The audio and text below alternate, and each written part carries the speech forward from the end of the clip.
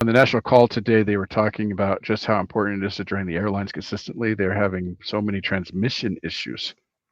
So I mentioned earlier that I still call it an auto shift, not an automatic. There is a difference. These transmissions are manual transmissions for all intents and purposes. I actually talked to Alan about converting mine back to a 12-speed manual. Kind of a pain in the butt, but you can do it. It's a couple parts. The actual clutch pedal stuff is already up on the firewall. You just need to put a clutch pedal in, and you need to put the stick down through the floor. It is operated with air pressure. The computer brain, the ECM, shifts for you, but it is operated, the same way as your standard transmission. Because of that, you're absolutely right, Ida. You need to be draining those tanks.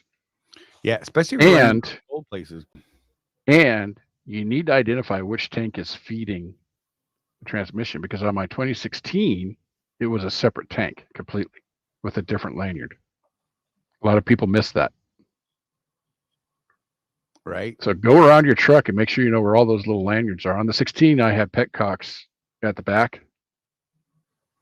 I anticipated that. That was really cool because you can just open those things up and right, and just let them go while you're walking around the rest of the truck, and then close them back up. The one for my transmission was probably about a third the size of the ones that supply the brakes, and it had a separate lanyard that was in the battery box. So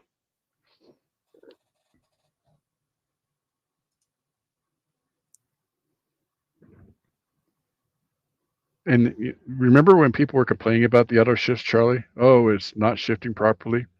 And I actually got in when the auto shifts first came out. Right. I'd already figured it out. If my truck wasn't shifting properly, if I shut it off, drained that tank, fed the transmission, then built up air pressure again, start working. Right. I don't know why, but it worked. That rocker deal with the overhead that they do, absolutely, the whole motor has to be completely cool. It's Oh beautiful. yeah, that was another thing, is they had to pull it into the shop that night so that it was completely stone cold when they opened it up. So Lance Calhoun said, "Need to change the air dryer filter once a year." Many overlook this one. Depending on your truck, you may need to do it more frequently than that. So be aware. Really pay attention to it. I think mine's going about 100,000 So miles doing it, and that's after I had a huge problem with an air dryer once. So I'm overdoing it. I know this. so how do you know? You What's the know, indicator that it needs to be changed, Charlie? so with me, it completely gummed up my air dryer.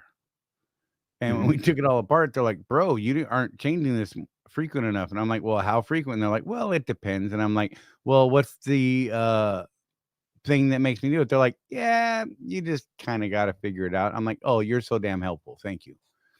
But Difference between a tech and a mechanic. Just saying. right? And two, I was lucky that I could just buy parts and rebuild the air dryer instead of replacing Hmm. the entire air dryer. And it was like $60, $80, something like that. It was nice. It was just bam, the whole air dryer is fixed. But I spent a lot of time cleaning out all of the guts of that thing. And after that, I was like, yeah, I don't want to do this again because it was dirty, messy, horrible, yucky crap. Right. So Hmm. I just started changing it, every couple of services, man. It is basically what I did.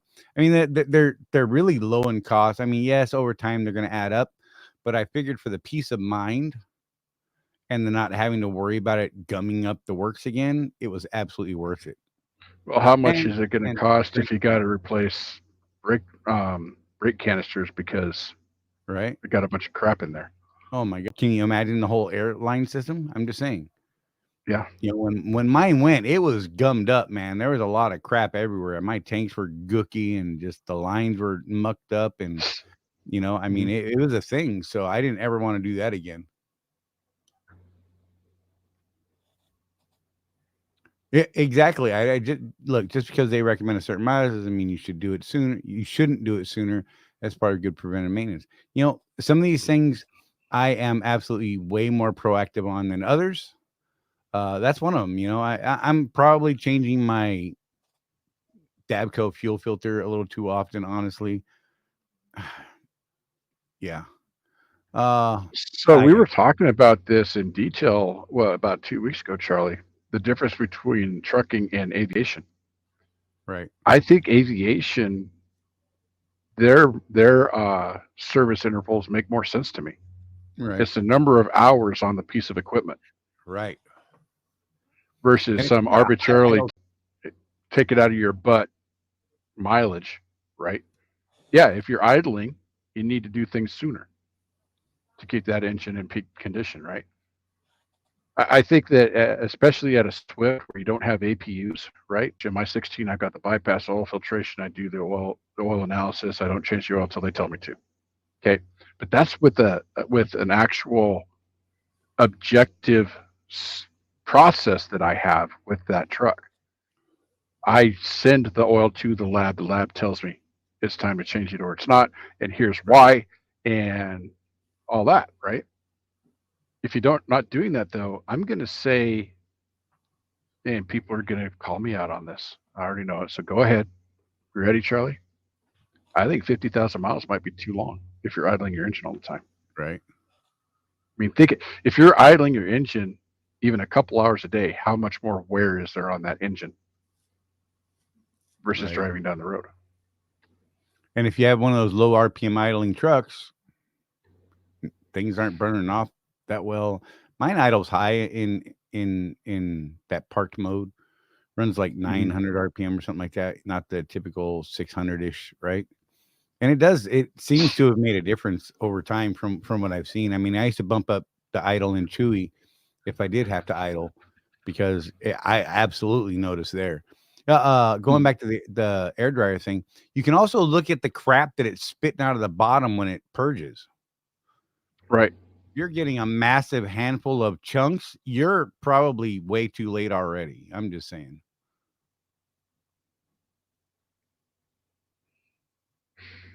So And Ida, we actually talked to a Freightliner engineer about this, what, last year sometime. And what their recommendations for service intervals, a lot of people don't know this. There's different intervals for different operations on the Freightliner. right, If you're doing LTL, a lot of city driving, a lot of start and stop, they want you changing that oil every 25,000 miles. Just old school. Um, our operation, they were recommending, because we run heavy a lot of times, 50,000 miles. But an OTR on flat ground, light loads, the engineer was saying, yeah, 75,000 miles. right. But they've got it down to what your operation is, which is at least something, right?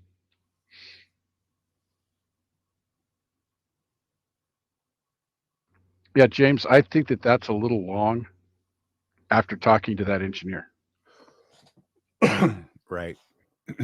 Because, like I said, they had it broken down in if you this is your operation this much, if this is your operation this long, if this is your operation, every other week, basically. Right. Well, it's like with your air filter. You had that fleet air filter on Chewy. Yep.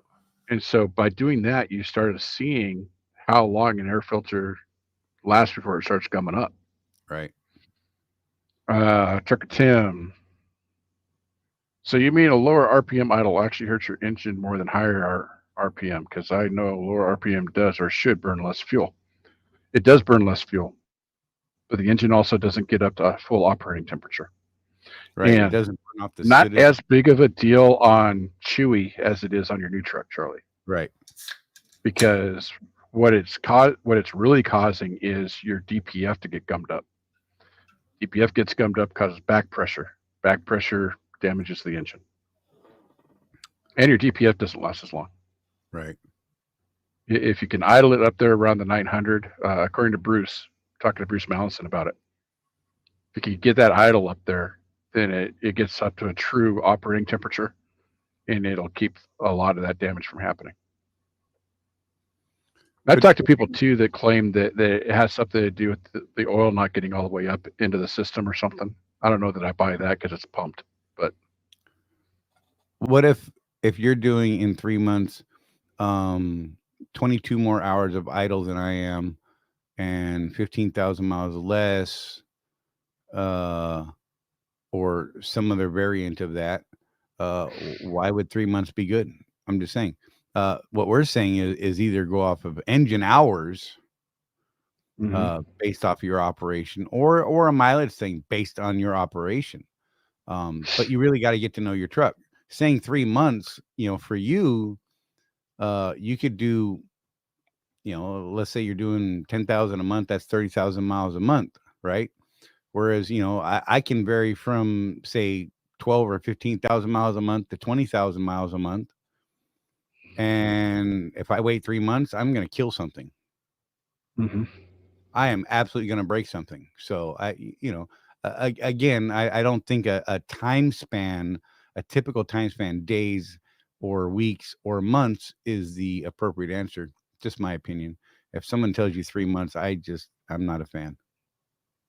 It's like, what's this supposed to be for cars? I mean, we don't do the right thing with our cars. We're terrible people. Me But too. isn't it like 3,000 miles or 3 months or something like that Yeah, on and some of cars? them are like 6,000 miles or 3 months, or yeah, it's weird. I don't know.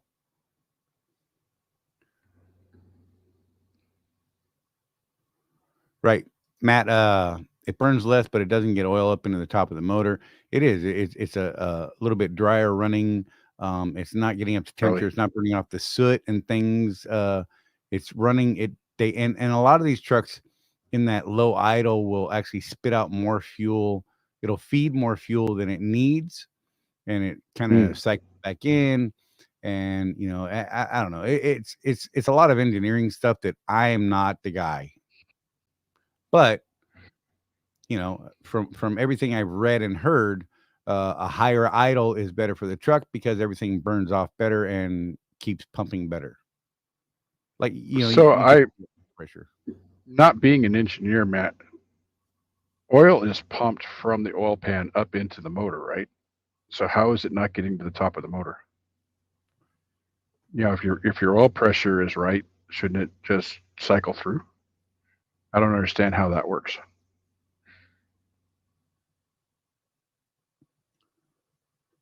So words, I got to make fun of Tim. I'm sorry. I apologize. We're friends, but I got to do this. Taking you at your word. Mine idles around 9 as well. As soon as I turn it off, the RPM drops to 6. I hope that it drops to 0, Tim. I get what you're saying. Yeah, when he pushes in the brake, it drops to 6. That's what mine does as well. Oh, the day we're having, I had to find a joke in there somewhere, and I found it. Thank you, Tim. It's funny. Back to James. That's what the shop supervisor is saying. I'm kind of on his side on the oil change. Just because he's supervisor doesn't mean he's right. I'm gonna throw that out there. I run into a lot of shop foremen Mm. who can't print an invoice. I don't know. I'm just saying that's wrong. I can't help it.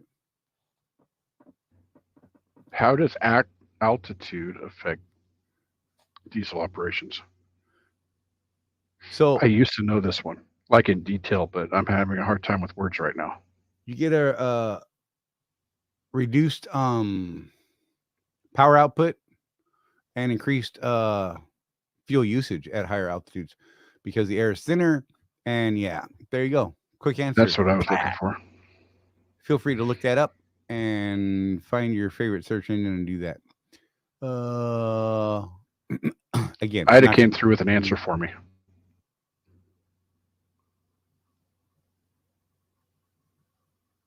she's a smart lady. That's why I like her.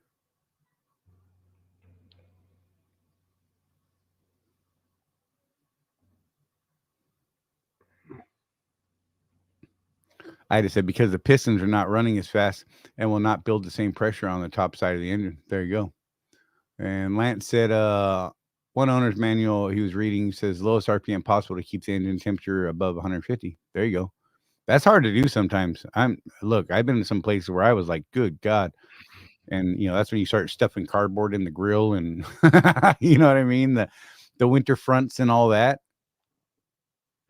James Vaughn, I do not agree with you on that. Yeah. Again, depends on your operation. Know your business, get into it, educate yourself. Stuff like this. I asked a question because I didn't know the answer, and Ida answered it for me. Not if you're not if you know how to run the truck on an extended oil drain. There is a way to do it, and I can tell you how to do it. We make a lot of assumptions because the shop manager told me this. What do the engineers say? Did you ask them? What do the people at Pittsburgh Power say that actually have an engineer on staff and developed some pretty interesting things over the years? At the very least, follow your contract, because let's be real, that's really what's going to Right. ding you. Well, and Chris, I did not put the OPS bypass system on my truck until I had the pink slip. So, it's a choice, right, Charlie? If your business model includes leasing a truck, you have an equipment contract with IEL or whoever. You have to follow that contract. And as Charlie has found, now that he's a new truck owner again, you have to hold the shop to that standard